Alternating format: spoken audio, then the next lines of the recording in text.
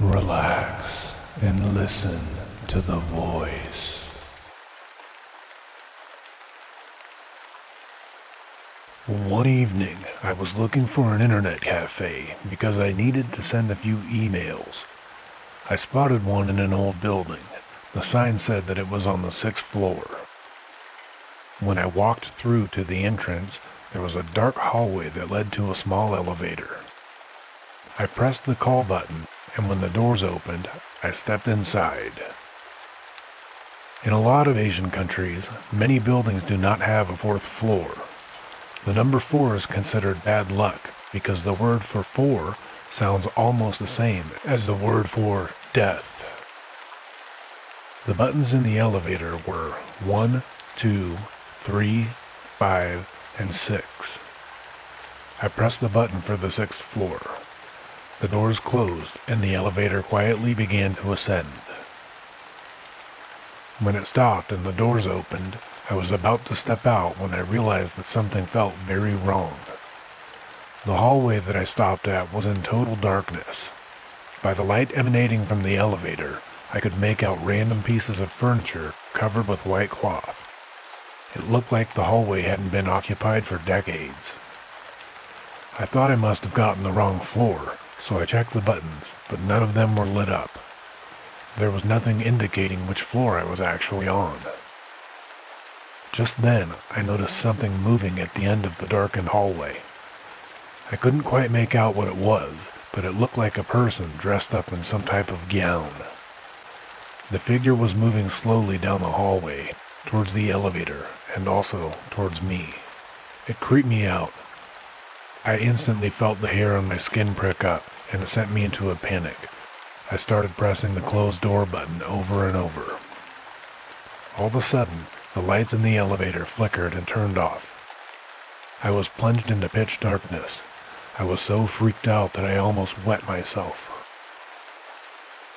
Just as I was about to lose it completely, the lights flickered and came back on. The doors closed. The elevator jolted back to life and began to ascend again. I breathed a deep sigh of relief. When the doors opened this time, I was at the internet cafe. I went over to the counter and I told the girl who worked there what had just happened to me. As she listened to my story, her face grew pale. She said that some of the customers and a few of her co-workers had experienced something similar.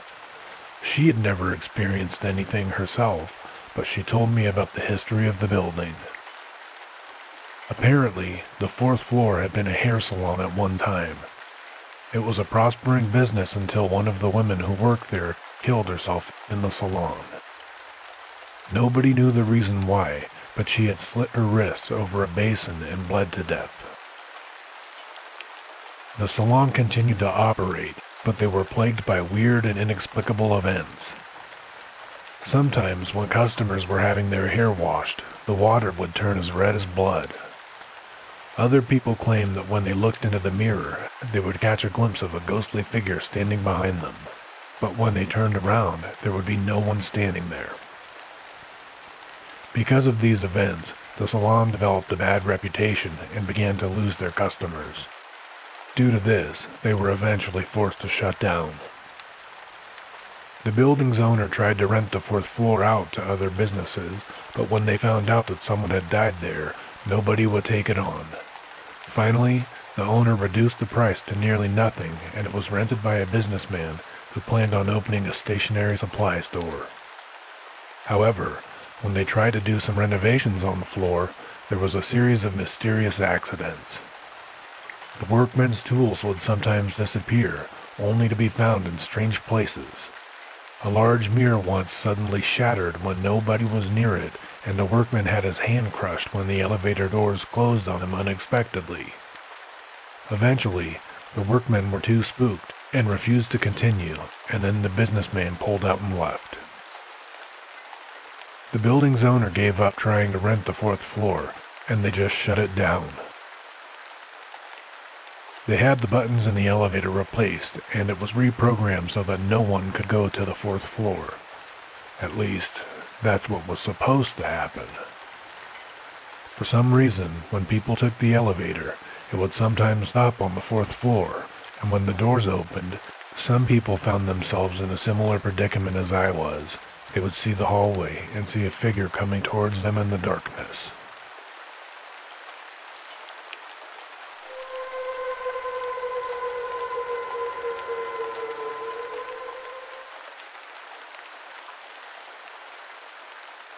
The story you're about to hear is true, and not made up in any way. One of my friends actually suffered a nervous breakdown after the incident and needed to go into counseling. I had 3 really good friends, and their names were Kevin, Ryan, and Tommy. Every summer, our parents would take us on vacation. We always stayed in a remote cabin in the forests of Minnesota. The cabin was located on a large island in the middle of Lake Vermilion. Eventually, when we were old enough, our parents let us go to the cabin on our own for the first time. When we got there, we parked the car on the gravel road beside the lake. Then, we had to take a boat across the lake about a half mile to reach the cabin. There were a few other cabins on the island, but they were all at least a half a mile away. The cabin was quite small, and it only had a kitchen, a bathroom, and 2 bedrooms. At night, it was pitch black. There were no street lights for miles, and the only light came from the moon. There were no curtains on the windows, so when you were sleeping there at night, you could see the moon shining down on the trees and the lake outside. On the 3rd night of our trip, we set up a campfire by the edges of the lake. The moon was full and a pale white glow was shimmering across the lake. We were gazing up at the stars when all of a sudden we heard a splashing sound, as if something was moving about on the water. Ryan suddenly stood up and pointed, saying, "What in the hell was that?" We all looked in the direction he was pointing, peering out into the darkness. After a while, I could make out what he was pointing at. I'll never forget the feeling of terror that came over me. The hair on the back of my neck stood up, and goosebumps appeared on my arms. I was absolutely paralyzed with fear. Out in the middle of the lake, there was a woman's head. It was just floating there on the surface of the water, staring directly at us. She had pale white skin and long black hair that was matted across her face. The rest of her was submerged, or not even there. We tried to tell ourselves it was just a loon. They're black and white birds and they hunt at night, diving deep into the water. It didn't look like a loon, but that's what we tried to convince ourselves that it was. We threw some more wood on the campfire and tried to forget about it, but it still gave me the creeps. About an hour later, I had to go to the toilet, so I walked down to the edge of the dock and peed into the lake. Looking out over the moonlit lake, I noticed the thing was still there, but now it was much closer. It still looked like a woman's head to me, and it still seemed to be staring right at me. Its face was extremely pale, as if it hadn't been out in the sun for years, and I could easily make out some of the facial features. The eyes and the nose. A feeling of incredible unease came over me as I realized it couldn't be a loon. There was no way that a loon could tread water for that length of time. There were no ripples around it either. It wasn't moving at all. It was just standing there, stiff as a board, submerged in water. I immediately zipped up my pants and ran back to the dock to where my friends were, sitting around the campfire. I told them what I had seen, but none of them dared to go down to the dock to take a closer look. We tried to tell ourselves it was just a log or a tree branch jutting out of the water. I could tell everyone else felt uneasy too. None of us really believed that it was just a log or a tree branch. Shortly after that, we went back into the cabin and shut the door, making sure to lock it behind us. It was very late and we needed to sleep. None of us mentioned the thing in the lake. We were all trying to avoid talking about it. There were no curtains on the windows, and as I was getting ready for bed, I couldn't help taking one last look. Peering out the window, I could see the lake clearly, illuminated by the full moon, but the thing wasn't there anymore. It had completely vanished. I let out a sigh of relief, thinking the log must have floated away, or else it just sank below the surface. Or perhaps it had been a loon after all, and it had finally flown away. It was very hot that night, and we had to sleep with the windows open. My friend Tommy and I slept in one bedroom, and my other two friends, Kevin and Ryan, slept in the other bedroom. We left our bedroom doors open. I was finding it hard to sleep. It was the middle of summer, and there wasn't even a slight breeze. The heat was stifling as well. As I lay there, I thought I could hear someone walking around outside the cabin. I kept my eyes tightly shut and tried to tell myself that it was just my imagination. It sounded like someone with bare, wet feet pacing back and forth. I was trembling with fear, but I felt so weak I couldn't even move. The footsteps sounded like they were walking up the steps to the cabin door. I wanted to shout out to my friends, but I was frozen in terror. Then the footsteps turned around and sounded like they were running down the steps and towards the lake. After a while, the footsteps faded away and there was only silence. I reached over and shook my friend Tommy. He was already awake, and he claimed he had heard the footsteps as well. Just then, I was startled to see Ryan come running into the room. When he stepped into the moonlight, I could see his face, and the expression on it was very disturbing. "We need to leave," he croaked. "Why?" I asked. "What did you hear?" "Let's just go," he insisted. "Let's get to the boat. It's time to go." He didn't answer my question. He just ran back into his room. We followed him and we found Kevin sitting on his bed, already packing up his things.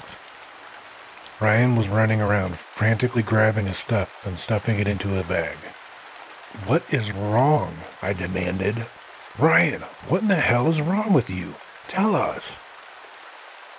Ryan just stopped in his tracks and stared at me. There was a haunted look in his eyes. I will never forget what he said. He told us he was turning over in his bed to get more comfortable when he suddenly saw someone peeking in at the top right corner of his window. As soon as he set his eyes on it, the face disappeared. He said all he saw was long black hair hanging down the window, ghostly white skin, and one large eye staring directly at him. When he said that, it chilled all of us to the bone. We realized that if the face was in the top right corner of the window, that meant that the thing had to be damn near 8 feet tall, or else it was floating in midair. I felt like I was going to be sick. "Let's just go," Ryan said in a very serious tone. "Let's just go now." We all agreed, and we packed our stuff as quickly as we could. We grabbed our bags and ran out of the cabin, pausing only to lock the door behind us. As we scrambled down the front steps, I glanced to the side and I saw footprints, bare, wet footprints in the dirt all around the cabin. We ran down to the boat and we threw our stuff in. We untied the boat from the dock and we sped off. I looked back over my shoulder and stared at the island, but I didn't see anything moving. However, I had the strangest feeling that someone or something was watching us. When we finally reached the other side of the lake, we tied up the boat, stuffed our backpacks in the car, and we drove off. We'd been driving for about 10 minutes when out of the blue, Ryan suddenly broke down and started sobbing. He kept saying over and over, "What was it, you guys? Oh God, guys, what was it? What did I see?" On the way home, we called our parents to tell them what had happened. Ryan was freaking out and we didn't know what to do. They told us just to get home safely and quickly. My friend's dad went up to the cabin a few days later and he saw nothing out of the ordinary. However, he did mention that there were bare, wet footprints all around the cabin, which he thought was odd. Whatever it was that Ryan had seen in the window really hit him hard. After his breakdown, he had trouble sleeping and ended up having to go into therapy. They gave him some pills to calm him down and to allow him to get a decent night's sleep. As time went on, he recovered and he ended up being fine, but to this day, he still can't sleep unless the curtains on his window are completely shut. And to this very day, I still can't explain what we saw in the lake that night. I never went back to the cabin after that. Tommy and Kevin have both gone back, and everything was fine. But Ryan refuses to go back. And frankly, I'm with him.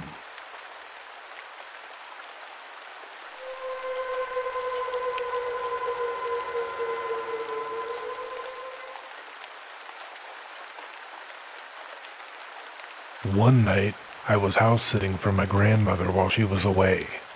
I was suddenly awoken by her dog barking and snarling. When I got out of bed, I felt a cold breeze blowing through the house. I went to investigate, and to my horror, I found that the attic upstairs had been pulled down, and there was a trail of muddy footprints leading down the stairs to the back door, which was wide open.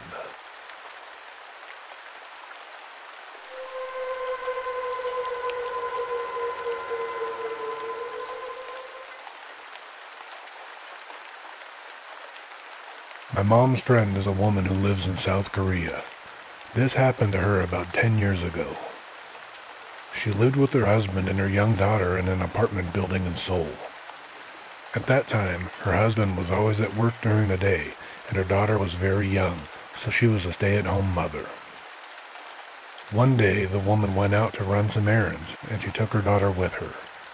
When they came back, they stood in the lobby of the apartment building and pressed the button for the elevator. When the elevator arrived and the doors opened, she saw that there was a man already in the elevator. He was wearing a yellow raincoat, and he also had a yellow hat on his head. The woman got into the elevator with her daughter, and she pressed the button for her floor. Something about the man in the elevator made her feel uneasy.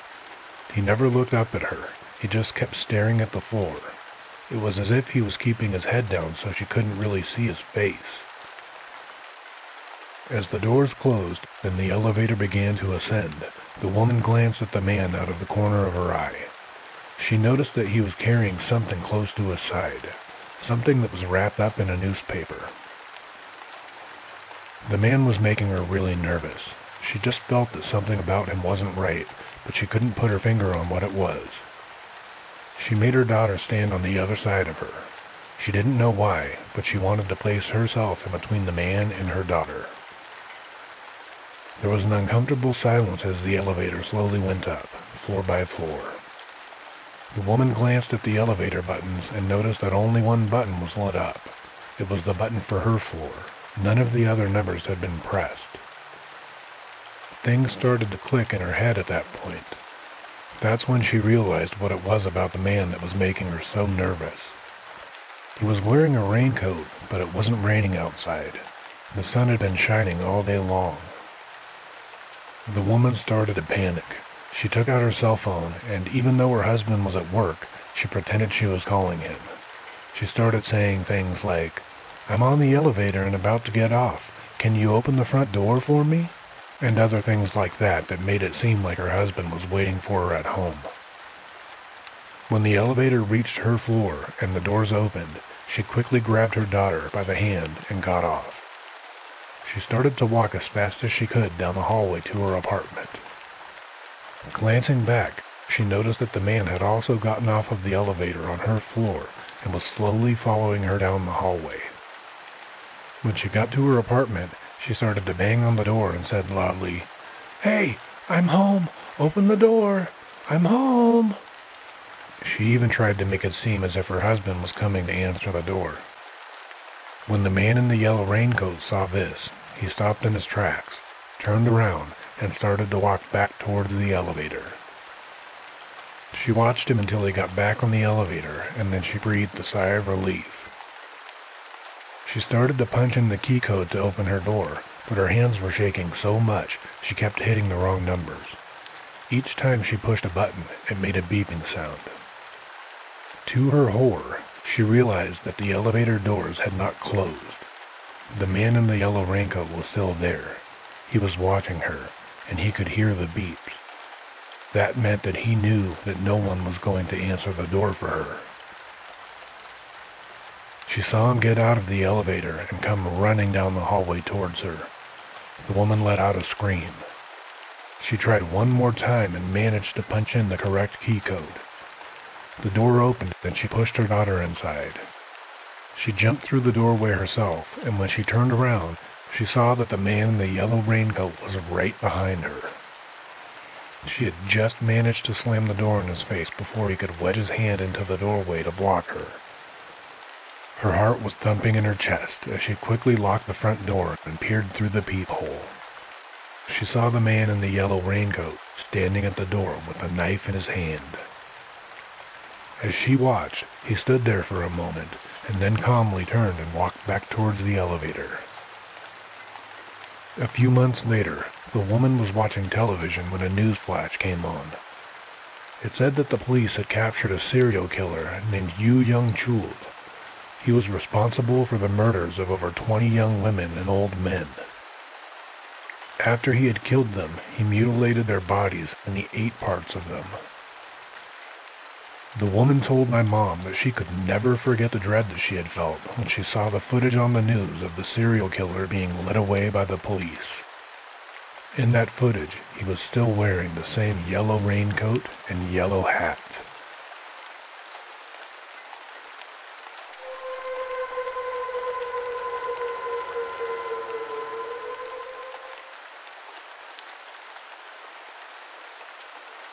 This is something that happened to me, and I still have no concrete explanation for it. I lived in Japan for 2 years, way out on the island of Kyushu, in a really rural town. I was teaching English there, and I lived in an apartment complex with 9 other English teachers and a handful of Japanese families. All of our apartments were 2-story townhouse style. My apartment was the newest of the bunch. Before me, there had been another English teacher who had lived there for 2 years, but before her, as far as I had been told, the apartment had been empty. I first moved in at the beginning of August, which is brutally hot and humid in Japan. It's so humid there that the wallpaper in your apartment gets wet and starts to curl up. The only air conditioning in the apartment was downstairs, and the bedrooms were upstairs. It was truly unpleasant, and I ended up having to sleep downstairs to avoid the sweltering heat in my bedroom. That's how everything started. One day, I came home from school to find my back door wide open. It was a sliding glass door, and before I left for school, I had securely bolted it. I had locked the front door as well. Coming from the United States, this is something that I've always done out of practice. At first, I thought that maybe someone had broken in, but nothing had been taken and not a single thing was out of place. One of my neighbors came over and looked everywhere with me, but we found nothing strange. At the time, I thought that it was no big deal. Probably just some curious Japanese kids who thought it would be fun to break in and look at what a foreigner's house looks like. That night I was downstairs, and I had just laid down on my futon to go to sleep. All of a sudden, I heard footsteps upstairs. At first, it sounded like someone pacing back and forth between the 2 bedrooms, and then the footsteps suddenly stopped. At this point, I was lying on my futon, shaking and holding my breath. I was terrified that whoever broke in earlier had managed to hide upstairs in the crawl space. After about a minute of silence, I heard an incredibly loud bang, as though something huge and heavy had just fallen and hit the floor directly above me. I ran out of my apartment and I went to my neighbor's house. I convinced my neighbor to come back with me, and we searched the entire house, downstairs and upstairs, but we found nothing. This continued to happen every single night around the same time, like clockwork. One night, I was out at the local bar with one of the other English teachers. He had been living there in Japan for 5 years. I started telling him about the strange things that kept happening every night and how I hadn't been able to sleep because of it. "Well, there's a reason for that," he said. "Before you, there was another teacher in that apartment, but before her, the apartment was empty. Nobody would live there because a woman hung herself upstairs after her husband left her. Japanese people wouldn't rent it because they thought the place was cursed, so it was empty until the Board of Education decided to rent it out to foreign teachers. At the time, I thought he was just making things up to try and scare me, but one day I asked my boss about it. He immediately turned white and said that the other teacher shouldn't be telling me things like that. I tried to press him for more information, but he would neither confirm or deny any of it. On another occasion, while I was cleaning my apartment, I noticed something on the underside of the windowsill. Someone had carved the words, "Try to smile," in Japanese about 10 times. As an English teacher, I hate to even use this phrase, but when I saw that, I think that my blood literally ran cold.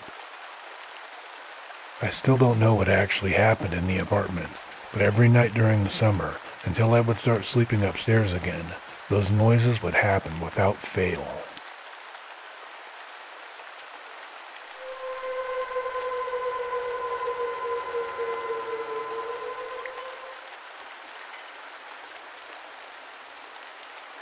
One night, a girl was walking home when she got the strangest feeling that she was being watched. When she looked behind her, there was a man following her. She went into a hotel lobby to try to shake him off. She told the staff what was going on, and they insisted on calling the police. When the police arrived, they found the man and brought him down to the station for questioning. After taking his fingerprints and a sample of his DNA, they got a match. It turned out that this man had murdered 3 women in the previous 3 weeks.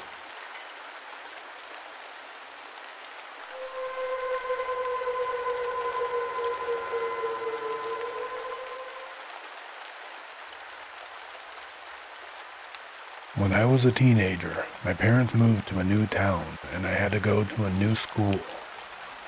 There was one girl in my class who was really beautiful, and I would have given anything to go out on a date with her. In one of our classes, the teacher paired us up for a project, so we were going to have to spend some time alone together. I figured that this would be my chance to finally ask her out. We worked on the project at her house, but when I found out where she lived, I began to have second thoughts. She lived in a small wooden cabin out in the woods. Her mother wasn't around, and her father really creeped me out. He seemed weird and just kind of acted like he was totally insane. He never said a word to me, and he acted as if I wasn't even there. He walked around the cabin with his shirt off, drinking beer, chewing on tobacco, and carrying a shotgun in his hand. He would talk to himself the whole time that he was out there doing this. It kind of seemed like the only thing that he was really interested in was hunting. The walls of the cabin were lined with bear skins, animal heads, deer antlers, and skulls. It was pretty creepy. At school, one of my friends told me that he had heard a rumor about the girl. He said that her father had killed her mother years ago, but the police were never able to prove anything, so he got away with it. Apparently, the mother's body was found in the middle of town, riddled with bullet holes from a shotgun. He told me that the girl had to stay with her father because she had no other living relatives. After he told me that story, I was really rattled, but there was no way to find out if it was true.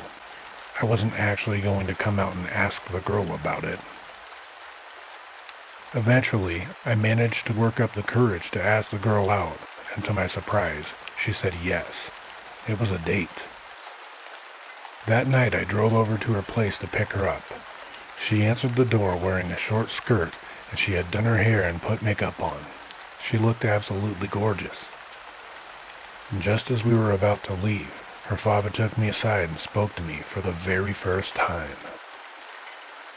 "You know what will happen if you even touch her," he growled at me. Suddenly the story about him murdering his wife was the only thing that I could think about. I took the girl to a movie, and afterwards we went skating. All night her father's threat was preying on my mind. I was terrified that her dad was going to kill me when we got back to her place, and I just couldn't get that thought out of my head. At the end of the night I drove her back to her place. When we got to her house, she told me to park at the end of the driveway and turn off the headlights. She wanted a kiss. At this point, I'd managed to forget all about her crazy father, and I leaned over and I kissed her. Shortly after that, I turned the headlights back on and I noticed something strange. There was blood in the snow at the end of the driveway. At first, I thought I was just seeing things. She didn't seem to notice anything wrong. My heart was beating really fast. I wanted to say something, but I didn't want to sound like an idiot. There had to be a logical explanation for all of this. I put the car into drive, and we started down the long, winding driveway to her house. The trail of blood seemed to be getting thicker. I became more and more nervous. She still said nothing. She was fixing her makeup in the mirror.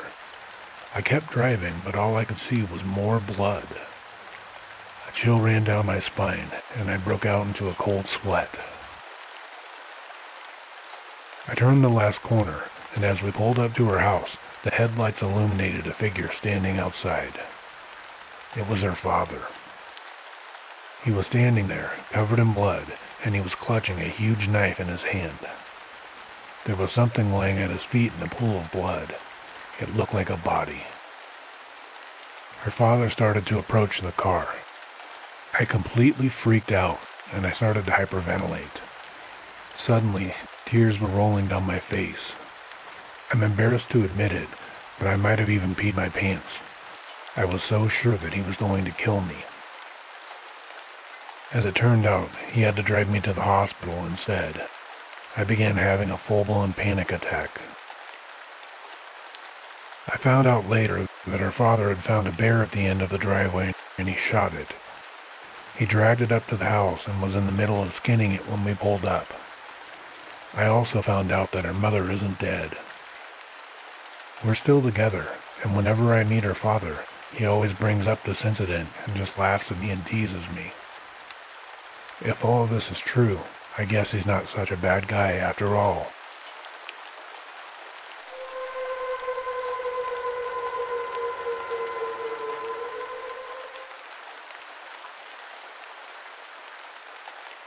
There was a 3-year-old boy who lived in a village on the Golan Heights in Israel, near the border with Syria. The boy was born with a red birthmark on his forehead. As soon as he was old enough to talk, he told his family that he had lived before. He pointed to the birthmark and said he had been murdered with an axe. The boy's parents took him to the village where he claimed he had lived. There, they met with the village elders. The boy said that he had remembered his old name. It was the name of a man who had gone missing from the village 4 years before. He also showed them the house where he'd lived. The boy said that he remembered the name of the man who killed him.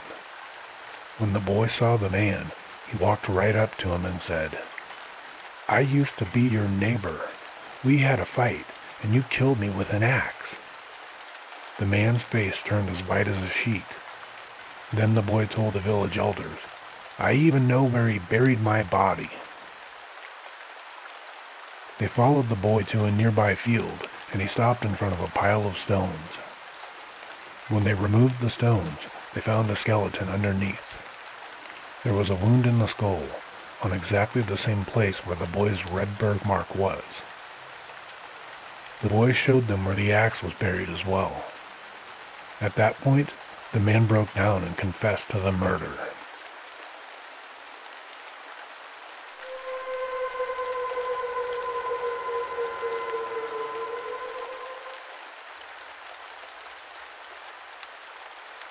One night, I was lying in bed with my wife. Just as I was drifting off to sleep, I heard a strange whispering sound. It made the hair on the back of my neck stand on end. I opened my eyes and I looked around, but there was nothing there. The next morning, my wife told me that she had had a very creepy dream. I dreamed that we were in bed, and I felt a strange presence in the room. When I looked around, I saw a man crouching at the foot of the bed. Then, he began to crawl up on the bed, and he started whispering into your ear.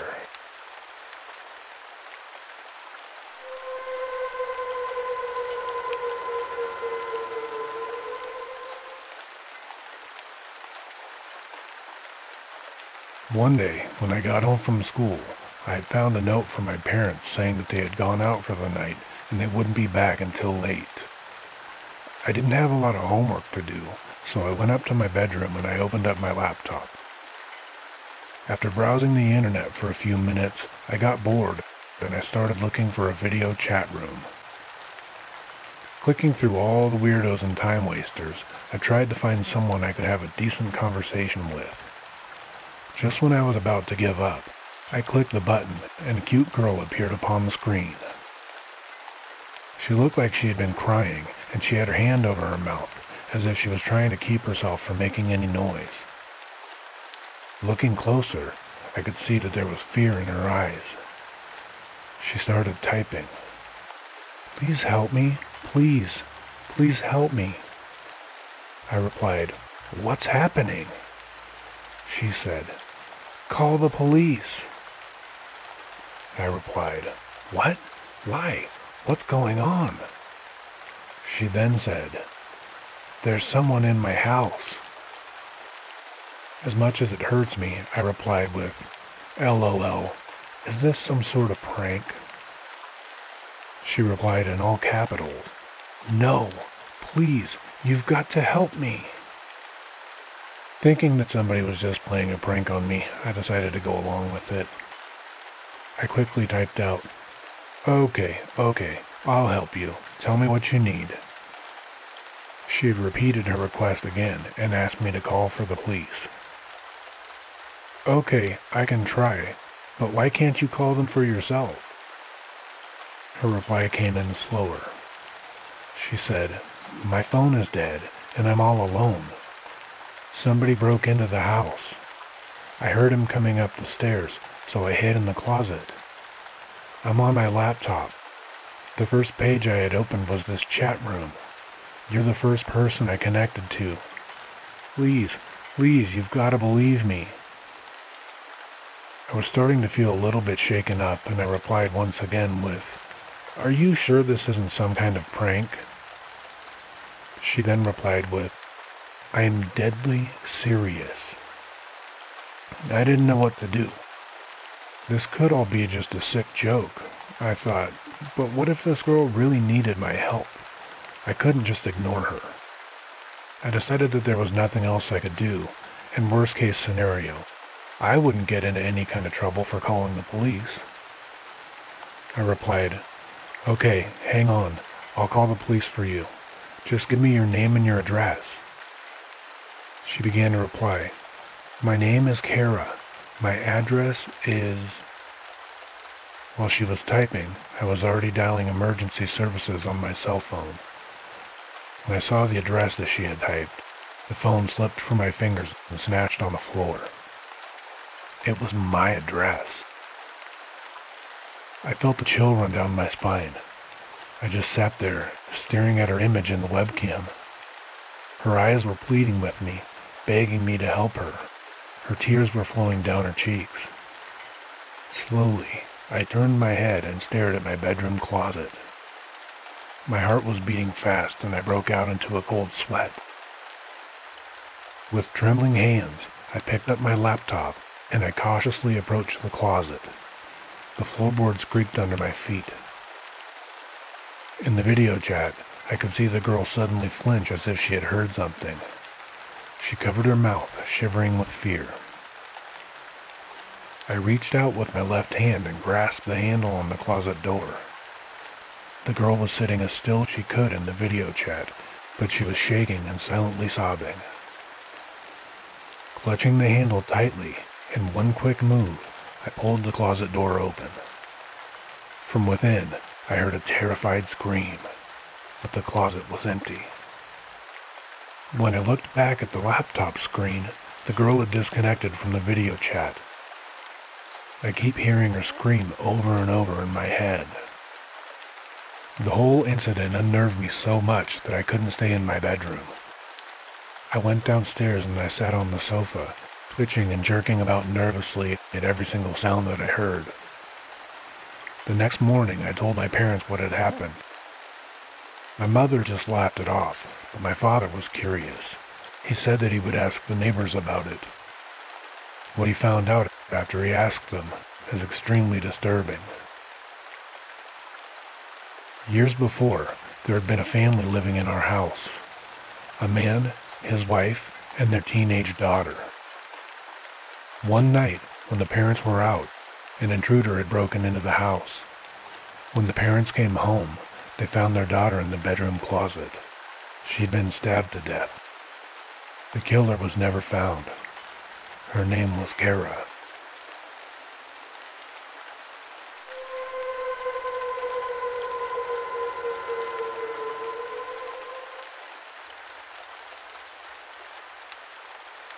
This story comes from a small village off of the island of Hawaii. No one would ever guess the terrible secret that this village holds, following the accidental drowning of a young boy many, many years ago. Today, the tragedy still haunts the villagers and their children. Back in 1947, a group of kids were playing on the banks of a deep pond outside of the village. One boy accidentally tripped over a log and fell into the water with a splash. Before any of the other children could react, the boy sank beneath the water's shimmering surface. For a few moments, they waited for him to resurface, but there was no sign of him. Horrified, they ran back to the village to get help. Some local men came as fast as they could and dived into the pond, searching for the young boy. The men were terrified by what they found. When they got to the bottom, the boy was sitting on a rock at the very bottom of the pond. His arms were hanging down by his sides, and his body was swaying back and forth with the currents. His eyes were wide, and his mouth was hanging open, but he was dead in the water. The eerie sight sent shivers down the spines of the men who had dived in to save him. They were deeply disturbed and said it was such an unusual way to drown. It was as if the boy had calmly sat down on the rock and waited there to die. The men retrieved the corpse and dragged it onto the bank of the pond. Everyone who lived in the village was saddened by the tragedy, but after the funeral, they tried to put the strange death behind them. Afterwards, bizarre rumors began to spread around the area. In the middle of the night, villagers would hear unexplained screams and cries coming from the direction of the pond. At first, they tried to tell themselves that the haunting cries were just caused by the wind blowing through the tall trees. However, as time went on, some people started to report disturbing experiences. Whenever people walked past the pond at night, they would feel something reaching out and trying to grab their feet. Many villagers believed that the ghost of the drowned boy lurked beneath the dark waters of the pond. They said that at night he would come to the surface, cold, wet, and shivering, his icy hands clutching at unsuspecting victims and trying to pull them into his watery grave. According to rumors, he was trapped in this world by accident, and the only way that he could escape was to find someone else to take his place at the bottom of the pond. One day, a boy was out walking with his father. When they passed by the haunted pond, the boy picked up some stones and he skimmed them across the surface of the water. Suddenly, the boy screamed out in terror. Something was holding his leg and dragging him into the pond. The boy clawed at the earth, trying to hold on, but it was no use. Before his father even had the chance to grab hold of him, the boy was pulled down into the watery depths. The desperate father jumped into the pond and he tried to find his son, but there was no trace of him. Minutes later, he resurfaced, took a few breaths, and he dived down deeper, and he finally located the young boy. His son was sitting on a rock at the bottom of the pond, arms placidly at his side, eyes and mouth wide open, swaying gently to and fro in the current. The father grabbed his son and pulled him up to the surface. He made his way to the edge of the pond, dragging his son behind him like a dead weight. Luckily, the father had taken some courses in first aid, and there, on the bank, he was able to perform mouth-to-mouth resuscitation and CPR on his son. The man did everything he could. And finally, just when he was about to give up, he saw his son's chest rise and fall, and the boy coughed up all of the water in his lungs. The boy was alive. After that, all of the parents in the village warned their children to stay away from the pond. A priest was even brought in to bless the waters, and the local people felt that that would put an end to the haunting. However, on particularly dark nights, when the evening skies were as black as ink, those who lived closest to the pond claimed that they could still hear the boy's terrifying screams. Some say that he will never find peace. Nowadays, nobody dares to venture close to the pond, and every child in the village knows the story of the drowned boy. No one knows when the ghost will once again grow restless and come out of the waters to try and claim another young life.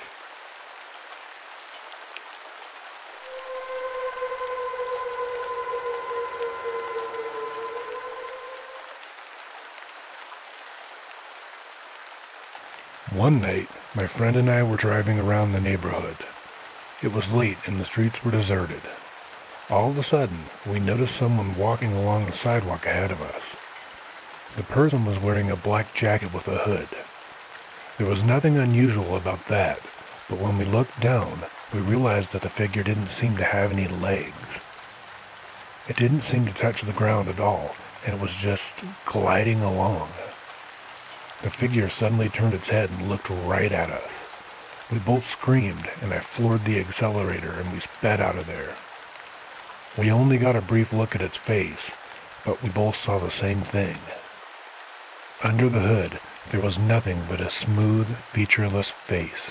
No eyes, no nose, and no mouth. It had a face, but it didn't have a face.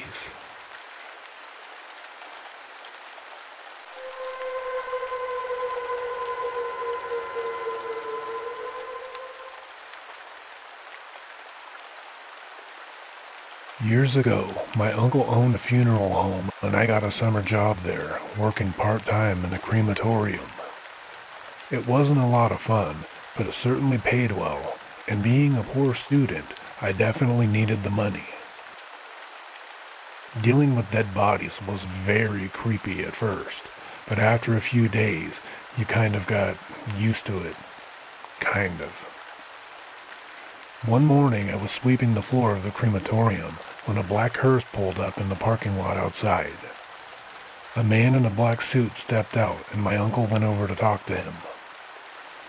After a while, my uncle called me over and told me to help him carry the coffin into the crematorium.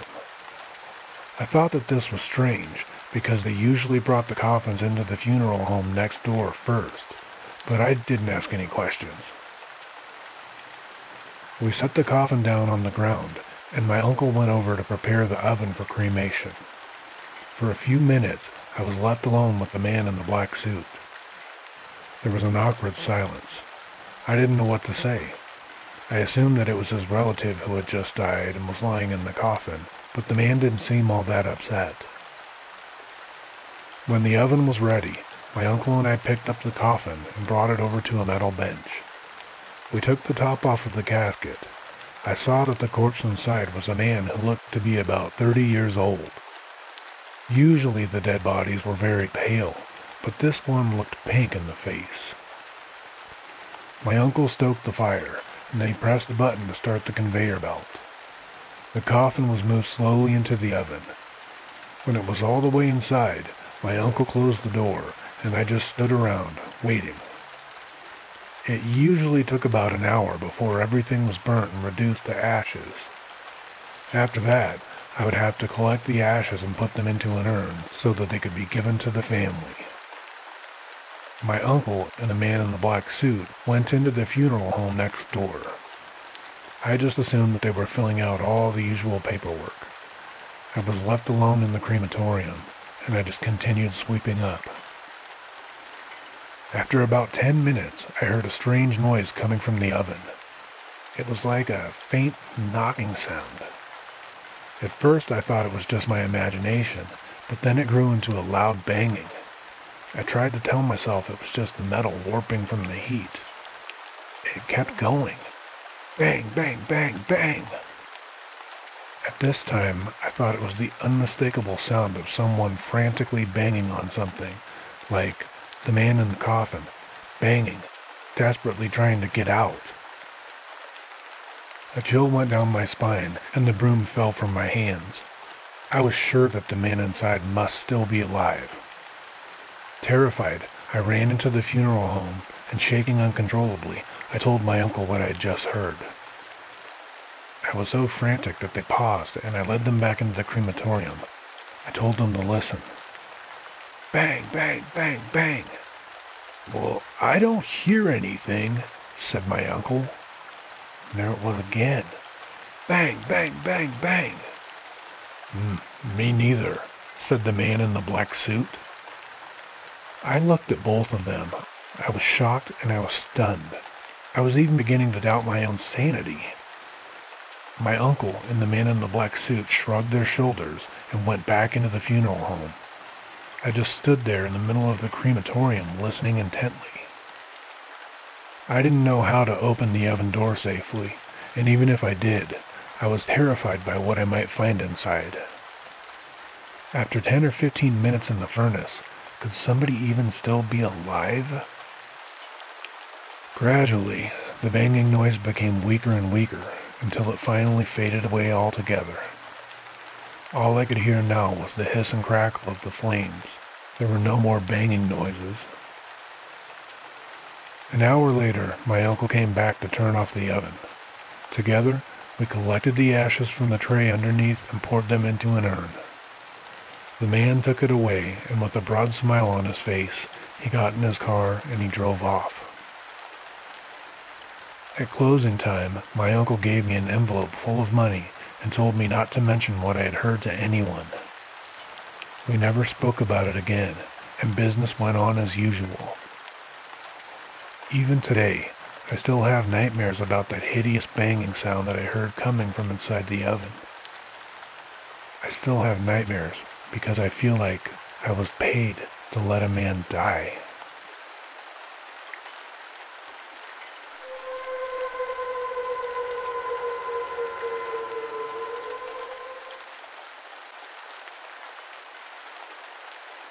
There was a young woman named Esther who lived in Letcher County, Kentucky in 1934. Her boyfriend was a young man named Ezra Jackson, and the couple were very much in love. However, there was an old man who had become obsessed with Esther. He was pestering her all the time and asking her to marry him. She found him to be repulsive and didn't want anything to do with him, but no matter what she did, she couldn't get him to stop and leave her alone.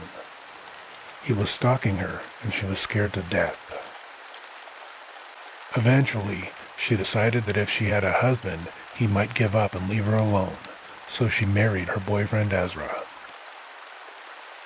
After the wedding, as the couple were driving home, the old man suddenly stepped out into the road in front of them. Ezra had to hit the brakes to avoid hitting him. The old man came up to Esther's window and glared in at her. "I'm going to die soon," he growled, "but I'll be back for you, and when I return, you'll come with me." Ezra floored the accelerator and drove off at top speed, but Esther was so freaked out, and she couldn't stop thinking about what the old man had just said to her. A few days later, the old man was found dead in his home. His body was buried in the local cemetery. He had no friends or relatives, and anyone who knew him had been afraid of him, so nobody mourned his passing. A year after his death, on a snowy night in December, Esther was sitting in her living room, reading a book, when there was a knock at the front door. Her husband and his two brothers were in the kitchen. "I'll see who it is," she called out to them.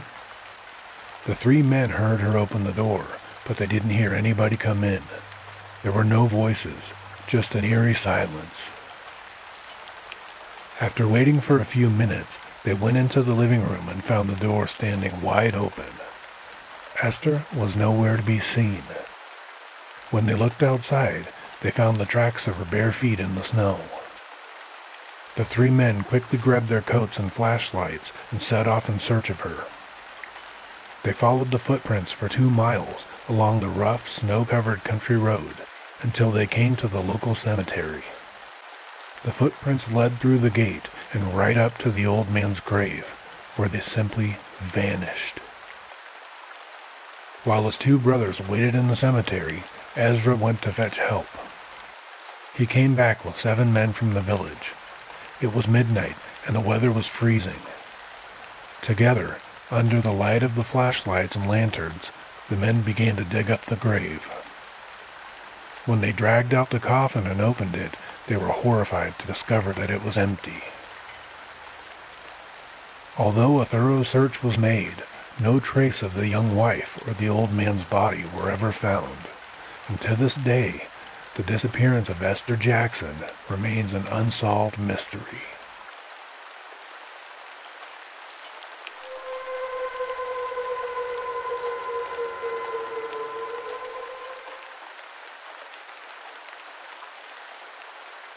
One night, I was lying in bed and it was raining outside.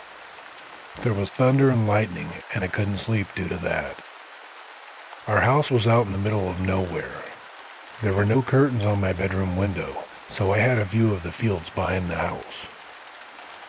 It was pitch black outside, but every time that the lightning struck, it illuminated the whole landscape for a split second. All of a sudden, during one flash, I caught a brief glimpse of a figure standing out in the field. It was a man, and he was completely black, except for his eyes, which seemed to be glowing white. He was just standing out there, staring at the house. With every flash of lightning, he got closer and closer, until he was right outside of my window, and he was staring in at me with those glowing eyes. Then, with the very next flash of lightning, he was gone.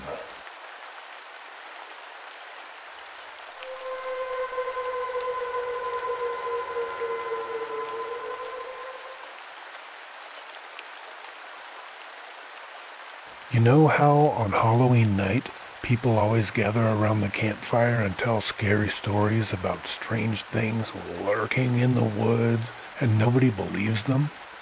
Well, sometimes those stories end up being true.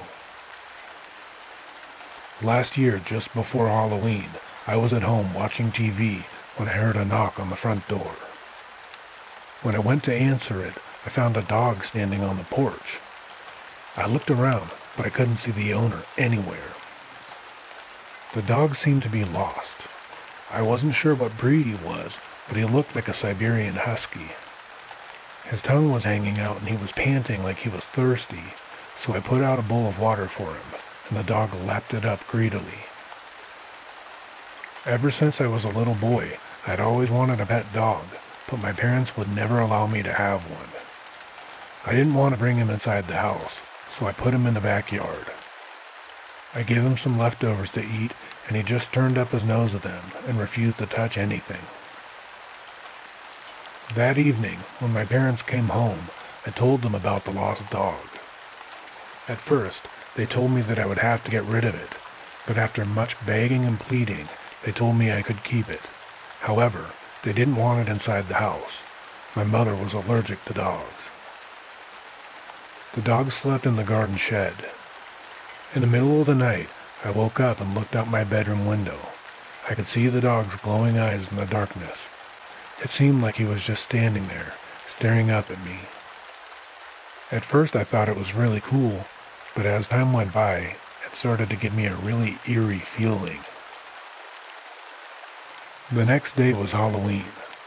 In the morning, I went to the store and I bought a can of dog food. When I got home, I opened it up and put it into a bowl. The dog looked really hungry, but he refused to eat the dog food. I couldn't understand what was wrong with him. That evening, little kids were running up and down the street dressed in their Halloween costumes. It kind of made me wish I wasn't too old for trick-or-treating. I decided to take the dog for a walk in the forest behind our house. After a while, we came across a group of 3 teenage girls who were camping in the forest. They were planning on having a Halloween party in the woods, and they had brought some food and drinks with them. The girls were around the same age as me, so we chatted for a little while. They asked me if I'd like to join them. One of the girls tried to pet the dog, but he just growled at her. He didn't seem to like anyone touching him. The girls were having trouble pitching their tent, so I decided to help them out. Between the 4 of us, we managed to set up the tent. I looked around and I realized that the dog was nowhere to be seen. I then asked the girls to help me look for him. By this point, it was dark and the stars were all out. The moon was pale and full, and the wind was whistling through the trees. We decided to split up into 2 groups. The first 2 girls went off together, and I paired up with the 3rd girl. We spent a long time looking for my dog, but there was no sign of it. Even though it made me really sad, eventually we gave up and started back towards their tent. Suddenly, we heard shouts and high-pitched screams echoing through the trees. We ran all the way back to the tent, and when we got there, we found the other 2 girls lying in a pool of blood. They were terribly injured. One of the girls was unconscious, and the other seemed to be barely clinging to life. I tried to ask her what happened, and she managed to choke out a few words. She grabbed my arm and she stared at me, her eyes wide with fear. She said that they had been attacked by some sort of monstrous creature that emerged from the woods. I tried to ask her more questions, but her grip on my arm slowly relaxed, and she died. The girl that was with me burst into tears, and she couldn't stop trembling. We looked at each other in disbelief. Neither one of us knew what to do. We were both terrified, but we didn't want to leave the dead girls lying out here in the grass. We decided to put them inside of the tent and then to carry them to protect them from being eaten by wild animals.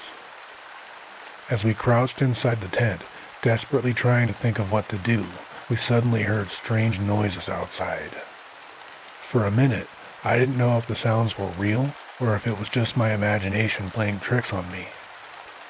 It sounded like a dog yelping in pain. I was worried that it was my dog and that he might be injured. Working up my courage, I decided to go outside to see if I could tell where the noises were coming from. The girl didn't want me to leave her alone, but I assured her that I would be right back. Cautiously, I slipped out of the tent and searched the clearing. I crept up to the tree line and peered into the forest, but I couldn't see anything. The night was still and eerily silent. All I could hear was the soft whistling of the wind. When I went back to the tent, I was horrified to find it completely destroyed. Inside, that 3rd girl lay there, dead. Her body had been ripped apart and partially devoured. A wave of fear washed over me, and I felt weak at the knees. I was afraid to stay out in the forest even a moment longer, so I took off running through the trees, and I didn't stop until I got to the safety of my house. My parents asked me what was wrong, and when I told them the horrible story, they immediately called the police.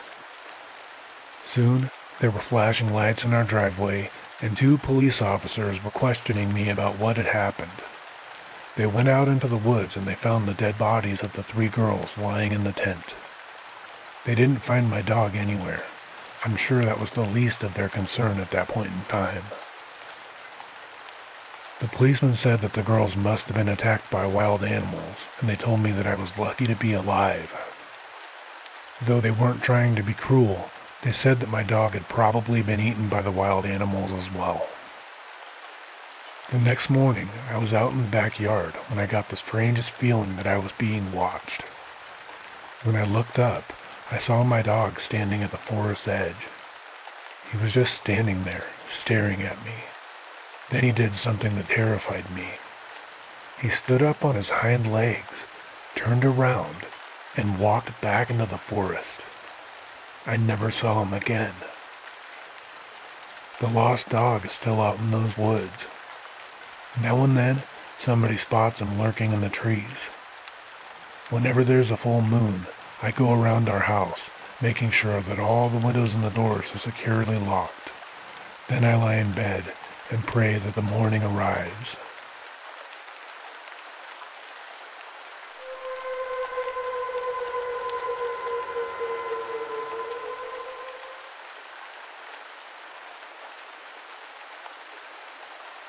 I grew up in a very small town in Montana, and during the summer, my brother and I would sometimes sell lemonade by the side of the road. We didn't make a lot of money, but we did have fun selling the lemonade to the people who were passing by. One hot afternoon, my brother and I were standing at our lemonade stand, and we noticed an old, rusty car pass by us about 2 or 3 times. At that time, for some reason, even as a kid, it struck me as a little creepy. Eventually, the car slowed down and stopped right in front of the stand. There was a woman in the passenger seat, and as she rolled her window down, I saw that she was really skinny with gray hair that was kind of stained a sickly yellow hue from too much smoking. I couldn't see the man who was driving very well because he never looked at me and he just stared straight ahead. Both of them seemed really odd, and their clothes were old and dirty. "You boys out here selling lemonade all by yourselves?" croaked the old woman. "Yeah, my mom lets us," I replied. "Oh, well, is your mother home?" she asked. "Yeah, she's in the house," I said to her. The woman turned and looked at the man who was driving. He nodded, still staring straight ahead. The woman turned back to me and said, "Okay, well, I'll have a lemonade." "That'll be 25 cents, I said as I poured her a glass of lemonade. She rummaged around in her purse and I could hear coins clinking, and then she pulled out a $5 bill and held it out to me. For some reason, a chill went down my spine. Why was she handing me a $5 bill if she had coins in her purse? Something just didn't feel right. "I'm sorry, I don't have any change for that." That was a lie, but I felt like it was a lie I needed to say. "You can keep the change," she croaked. "Just come and take the money." Something felt very, very wrong. But $5, that's a lot of money to a kid. I walked up to the car and I reached out to take the $5 from her hand. As soon as my fingers touched it, the woman suddenly grabbed me by my wrist, pulling me into the car. I screamed my lungs out, and my brother ran into the house yelling for help. The man floored the accelerator and the car lurched forward. I fought with all my might and managed to wrench myself free from her grasp as I was being dragged down the road. The car stopped and the man got out, but I was already running for my life. My brother was back behind me, pounding on the door and screaming. My mother rushed out, and I turned just in time to see the rusty old car speeding away. We told my mom everything that happened, and she called the police. When my brother and I finally calmed down and went back out to the lemonade stand to pack everything up, there was a $5 bill lying on the ground.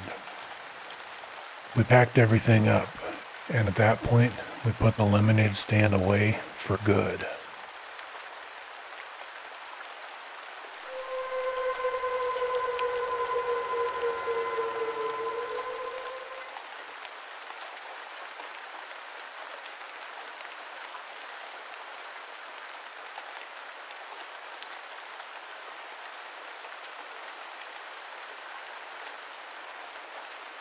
One night, when I was just a kid, I was playing with my brother and sister in the living room.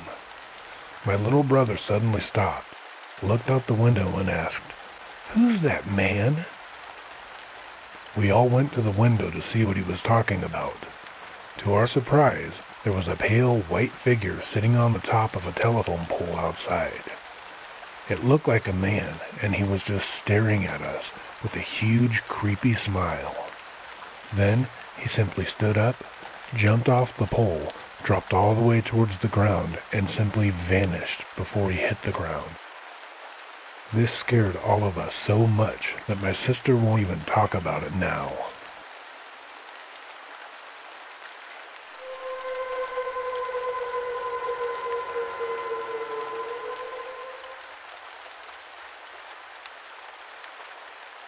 When my mother was young, she went out on a blind date. Her date took her to a restaurant, and although he was nice enough, she just wasn't into him. Halfway through the meal, she was so bored that she was already thinking of excuses so that she could leave early. The waiter could tell she was bored, and he kept smiling and winking at her. While my mom's date was in the restroom, the waiter approached her and started asking her if she was okay. She explained that she was on a blind date, but that she wasn't having much fun. It turned out that the waiter was just about to get off of work. He offered to give my mother a ride home if she waited another 10 minutes. She considered it, and she was tempted to say yes, but just then, her date came back from the restroom. She shook her head, smiled at the waiter, and told him, "No thanks." My mom and her date finished their meals, and he drove my mom home. The next night, my mom happened to be watching the evening news. There was a news flash saying that a woman had been found murdered behind a restaurant the night before. While she was watching the news flash, she realized that that restaurant was the same restaurant that she had been at with her date.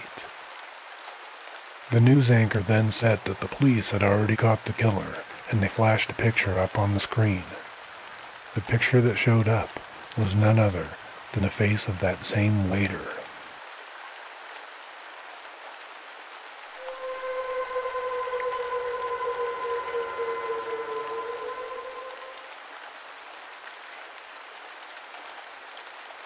One night, when I was 10 years old, I was bored and I decided to explore the woods at the back of my house.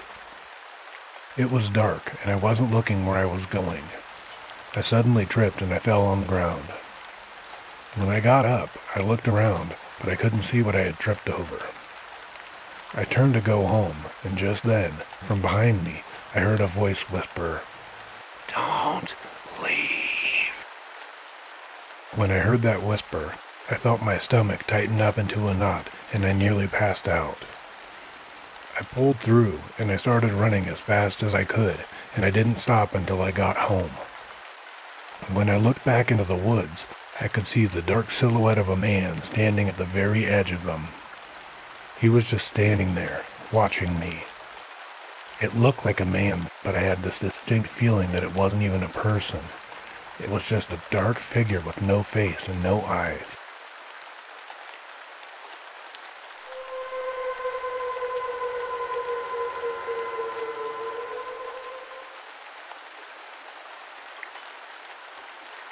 It was a cold December night, and I was just a kid. The stack of firewood was nearing the bottom, and my grandmother knew it wouldn't last until morning. She asked my uncle to fetch some more from up in the mountains. My uncle took me with him, and we drove off in his pickup truck. He chopped the wood, and I stacked it as fast as I could. By the time we finished, the sun was setting, and the bed of the pickup truck was half full. On the way home, the sun disappeared from the sky, and it grew very dark. We were driving down a dirt road that led through the woods. I leaned my head against the window and watched the silhouettes of the trees race past as the stars twinkled above them. All of a sudden, I got the awful feeling that we were being watched. The hair on the back of my neck stood up, and a chill ran down my spine. My uncle had a strange look on his face, and he was staring directly ahead. Just then, I heard a tapping sound on the window behind me. I started to turn around, but my uncle suddenly shouted, Don't do it! Don't you turn around. I completely froze. My heart started beating rapidly. My uncle put his foot down on the accelerator, and we began to speed up. This was the first time that I had ever really seen fear on my uncle's face. I heard more tapping on the window beside me. "Look at me, boy," my uncle shouted. "Don't turn around. Keep looking at me, boy." I didn't know what was going on. My mind was racing. All of a sudden, I felt the truck dip, as if something heavy had landed in the back. My uncle sped up even more and started praying loudly in our native language. I wanted to cry. I wanted it to stop. Once again, I heard a series of taps on the window behind me. "Just keep looking at me, and don't turn away. Don't turn around. Just keep looking at me," my uncle cried over and over and over. I could see he was on the verge of tears. He was driving faster and faster, pushing the engine to the limits. My heart was beating so rapidly, I thought it would leap out of my chest. It was even getting harder for me to breathe. I shut my eyes as tight as I could, and I whispered a prayer. A minute or two passed, and the truck dipped again. My uncle looked around and let out a deep sigh of relief. He slowed down, and everything was quiet again. All I could hear was the drone of the truck's engine and the crunch of the gravel on the dirt road. My uncle looked at me and said, "We will have your father do a prayer in the morning so that the evil will forget our faces." I remember curling up on the seat and just staring at the clock on the dashboard as I listened to my uncle sing an old prayer. By the time we got back to my grandmother's house, I was almost asleep. My uncle carried me inside and put me to bed. I know that we both remember this happening, but to this day, my uncle has never talked to me about what happened that night.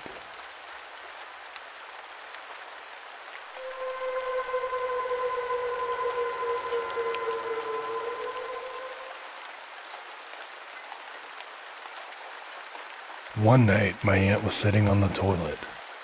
There was a small hole in the floor that had been there ever since we moved in. She just happened to look down at the hole, and what she saw nearly scared the life out of her. There was a man standing in the basement, looking right back up at her, and he had a creepy smile on his face. My aunt screamed, jumped up, and came running out of the bathroom. As she was screaming, my uncle and my dad got some information out of her, and then they ran down the stairs into the basement and they looked around. They didn't find anybody, and there was no other way in or out of the basement. However, in the dust on the floor, they found footprints, as if someone had been standing directly under the hole.